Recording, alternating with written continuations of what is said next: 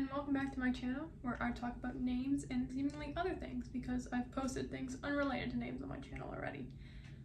Today's name of the week or month, because I haven't done one in so long, is Emily, which has been a top 100 name for over 100 years. It's been in the top 100 since the 1800s, okay? But did you know that this name comes from the time of ancient Rome?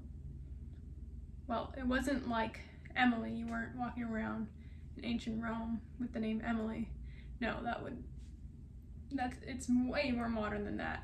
But to go and deep dive into the etymology of Emily, we have to begin in ancient Rome with the noble family Aemilius. Okay? So there was a noble family Aemilius who worked as general consuls within the Roman Empire. And I'm unsure how they got this name, and forgive me for not explaining how Latin names work, ancient Roman names work, but the name Aemilius means rival, or it means to emulate. And if you don't know what to emulate means, it means to match or surpass someone else, which is a crazy meaning. It doesn't seem very flattering, right? It does not really seem like a noble thing to have in your name. But if you're familiar with other names that were popular or became popular from Roman times, a lot of them are not really noble. We have the one that I love, which is Claudia, which means lame.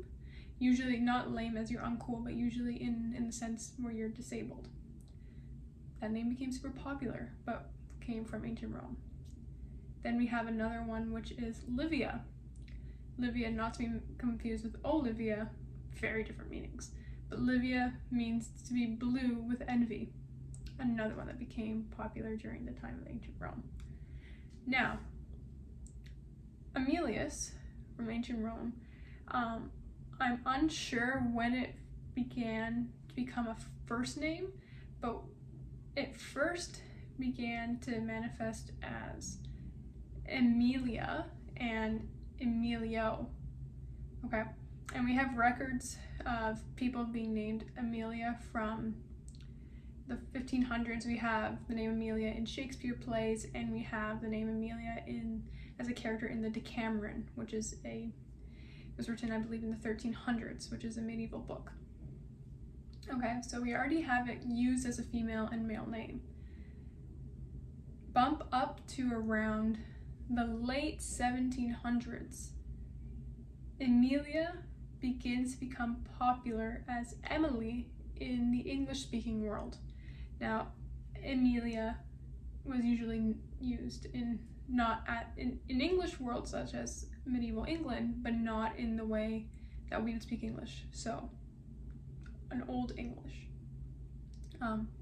But Emily became much more popular in the late 1700s, and we have records of notable people with this name. Now you're probably putting the pieces together where you have Emilia and Emily, but that's not to be confused with the name Amelia, like Amelia Earhart.